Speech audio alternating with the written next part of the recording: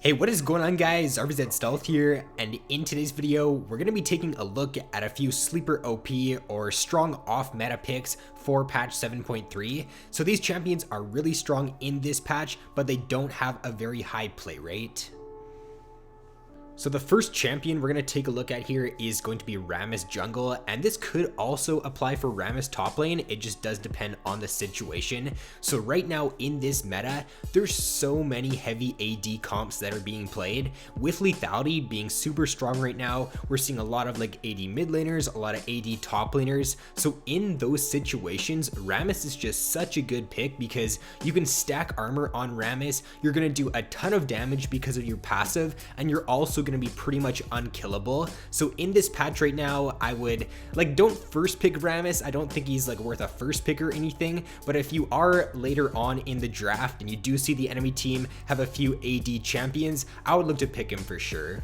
Next up here is going to be Akali, and this is more for Akali in the top lane than it is for her in the mid lane. She's doing great in the top lane this patch against a lot of the meta top laners. I will put the stats up on screen here, but she's doing great against Camille, Fiora, Yasuo, Ryze, Jax, Darius, and Nasus, and I think that there's a few reasons to why she is doing better in 7.3. The first reason is because she actually has been receiving some pretty good buffs these past few patches. In 7.2, which was her recent buff, she did get an ability power increase on her ultimate from 0.25 up to 0.35. She also just does generally pretty well against a lot of the meta top laners right now. So like Camille, for example, whenever Camille tries to engage on Akali with her E, Akali can put her shroud down and the Camille will never be able to stun you. Akali's shroud just allows her to outtrade and just outplay a lot of these top lane champions like Yasuo. She's always been a known counter to Yasuo because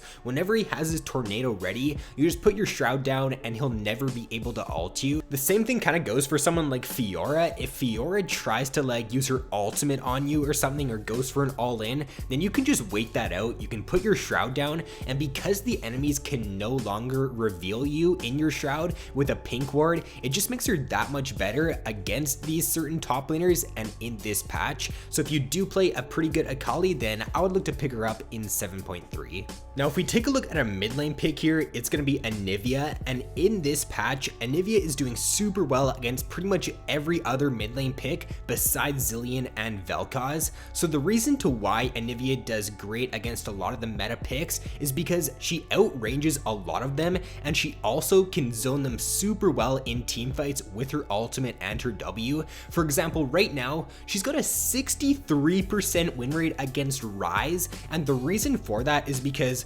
Ryze is a very short range champion, and if he wants to get in to deal damage, then he's gonna have to walk through an Anivia ultimate and Anivia stun, and because of that, it just makes Anivia a really good pick against any of these like short range mid lane champions. Some other picks that she's doing great against are like Cassiopeia, Jace, Yasuo, because all of these champions are relatively shorter ranged and they do need to try to get like close up to deal their damage. So if they want to do that and they want to do damage in team fights, they're gonna have to walk through that Anivia ultimate. So if you are a good Anivia player, then I would look to pick her up for sure in this patch.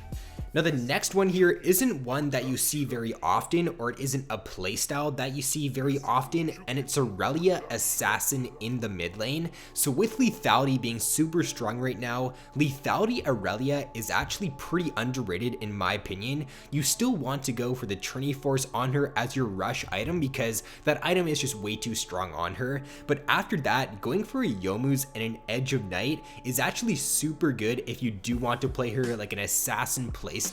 You can do a load of damage with Assassin Aurelia. You can pretty much like just one shot a squishy target, you jump in on them, you E-ult them, and they're gonna die instantly. Now, if we take a look at the most played mid laners in this patch, they consist of Zed, Ahri, Orianna, Ryze.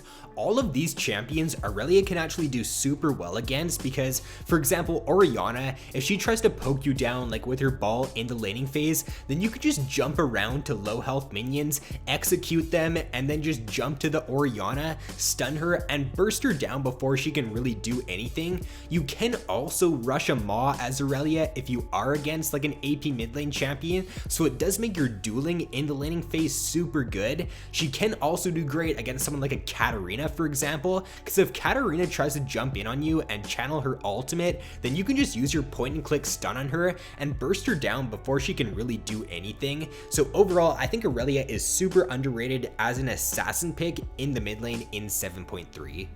And then the last pick that we're going to take a look at in this video is going to be Lethality Jarvan. Now Lethality Jarvan, I'm kind of surprised he hasn't really caught on at all, because Quinn and Talon are starting to see a lot more play now in this patch with the lethality, but Jarvan really isn't a top laner that's seeing a lot of play right now, or even in the mid lane. He's only got around like a 1% pick rate, but Lethality Jarvan is actually super strong. You've got so much burst damage with that build, and he's actually doing quite good right now in the top lane against a lot of the top lane meta picks. So for example, Gangplank, Riven, Teemo, Kennen, he's doing great in those matchups right now, and he's actually not even that bad of a pick in the mid lane either. If you do play mid lane, you can have some pretty good success against a lot of these AP squishy mage champions. They just won't expect your damage at level 6, and you can rush a maw like you do on Aurelia against those AP matchups, so it's going to be very hard for them to out trade you, and it's going to be very easy for you to burst them down.